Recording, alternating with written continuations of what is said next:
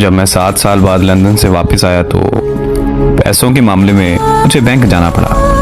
वहाँ की branch manager बहुत ही खूबसूरत लड़की थी जिसने मुझे अच्छे तरीके से डील किया। बैंक के काम से फ्री होकर जब मैं घर वापस आया तो मुझे उसी ब्रांच मैनेजर लड़की की कॉल आई। वो मुझे कहने लगी कि आप अपना शनाख्ती कार्ड बैंक में ही भूल गए। तो मैंने उसे कहा कि मैं कल आकर बैंक से ले लूँगा, लेकिन वो शाम को हमारे घर आ गई।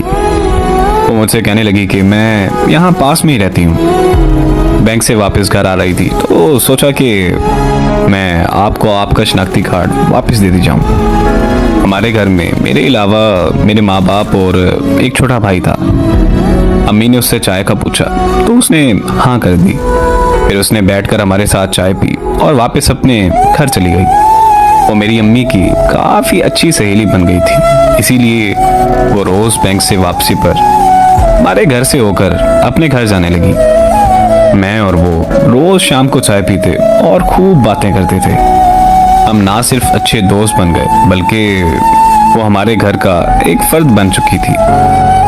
फिर एक दिन उसे पता चला कि मैं लंदन वापस जा रहा हूँ तो वो मेरे कमरे में आकर रोने लगी और ये कहने लगी कि मैं आपसे बहुत ज़्यादा प्यार करती हूँ, मैं आपको देखे बगैर नहीं रह सकती, इसीलिए रोज़ आपके घर आती हूँ, आप प्लीज़ मुझसे इतनी दूर मत जाएं। उसका इजहार मोहब्बत सुनकर मुझे बहुत खुशी हुई क्योंकि मैं भी उससे बहुत ज़्यादा प्यार करता था, मगर इजहार करने से डरता था कि कहीं हमारी दोस्ती भी ख़त्म ना हो जाए। फिर मैंने उसे अपने गले लगाकर अपनी मोहब्बत का इजहार किया और ये वादा किया कि मैं उसे छोड़कर कहीं नहीं जाऊंगा। इस तरह मैं वापस लंदन नहीं गया। फिर हमारे घर वालों की मुलाकात के बाद हमारा रिश्ता पक्का हो गया। 15 दिन बाद हमारी शादी रख दी गई। हम दोनों ने अपनी शादी की सारी शॉपिंग एक साथ की। हम दोनों बहुत खुश थे, लेकिन हमें क्या पता था कि हमारी खुशियों को किसी की नज़र लगने वाली है। हमारी शादी के एक हफ्ता पहले उसकी बड़ी बहन की मौत हो गई। उनके घर में मातम सा छा गया। ऐसे हालात में हमारी शादी मुमकिन नहीं थी, इसीलिए हमारी शादी कुछ महीनों के लिए रोक दी गई। वो बहुत चुप रहने लगी थी, मुझसे बात तक नहीं करती थी। फिर एक दिन मुझे उसकी कॉल आई और वो रोते हुए मुझे कहने लगी कि मुझे माफ़ कर देना, मैं अपने बहनोई से शादी करने जा रही हूँ। अगर तुम ऐसा नहीं करोगी तो मेरी बहन के बच्चे रुल जाएंगे।